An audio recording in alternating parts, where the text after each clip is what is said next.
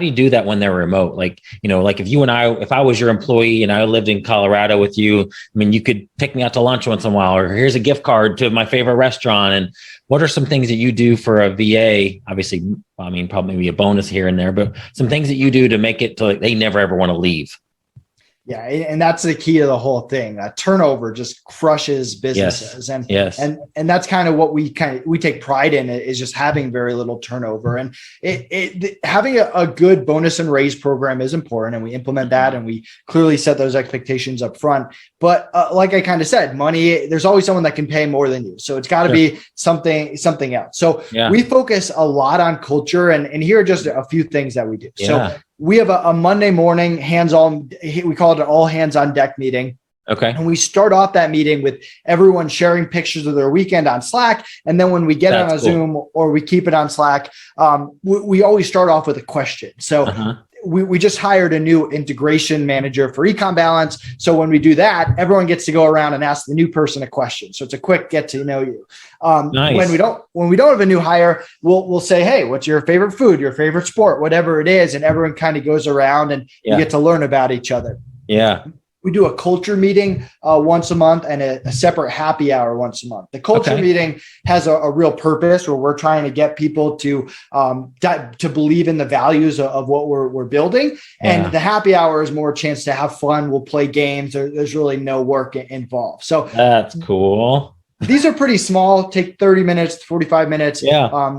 The team really likes it. And then we do one-on-one check-ins with people. Connor will do one-on-ones with people every few weeks. And then we'll do like every 6 months, we'll do like a real one-on-one with both of us there and really try to figure out what people don't like, what's stressing them out, what feedback do they have? How can we improve as owners? And this is something like, if you do any of this stuff, even if you're not doing it perfectly, you're ahead of 99% of the businesses out there. And it's going to go a long way. People are not going to want to leave your company if they feel like they're having a good time. They have a team that they consider their family, and they believe that you actually care about them, which we do. We care about them. We want them to love it here. And that's what we focus on.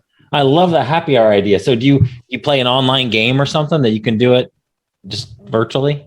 Yeah. So we have a VA that's kind of the behind the scenes operations person, and she's in charge of just bringing a game. So we'll do like a hangman or charades or whatever it is online. Someone will share their screen, and it's just a chance for people to laugh. And I always try to just make a fool of myself so that, so people don't take you like too seriously. I try to avoid being the boss that's just like talking down to people. And I'm just a guy trying to have fun, trying to build businesses, trying to create a win-win for our clients, our team, for Connor and I, for everyone, Yeah. My problem, Nathan, I feel like I'm too nice sometimes, but I guess that's just my personality.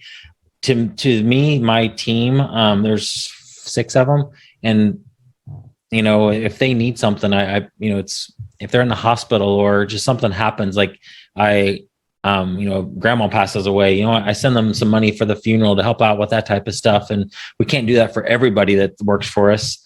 Maybe like your freelancers, you can do it for your core team, but I feel like, how do you draw that line? And this is just for me personally, just talking to somebody who's done this probably longer than I have.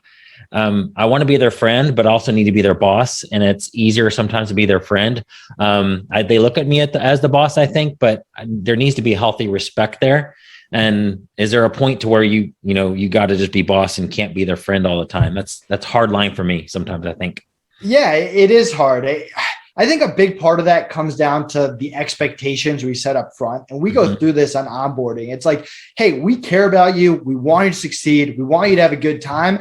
At the same time, we have very high expectations, and we give direct feedback, and we're going to let you know if you're doing something well, if you're not doing something well. And we don't really work with people that take things personally. Like if you leave a meeting with me and you're like, Nate's an a-hole and he doesn't care about me and whatever, when I'm trying to just give you feedback and improve the company, like that's just not one of our core values and not part of our culture. So we do a good job of setting those expectations. So down the line, if it leads to that kind of conversation, we can go back and say, hey, this is nothing new. We told you all this up front. And it also makes it very easy to remove a bad apple, which we had to do over the years. And I'm sure you have as well.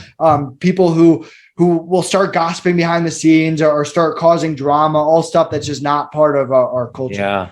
Is it easy to get at those things when it's virtual? Like if you're in an office together, it's kind of easier to see that person's kind of creating some chaos.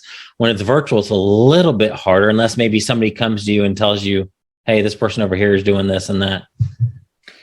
Harder, yes. I think one of the cool things, and as you build up a team, and this is why making those initial great hires is so important.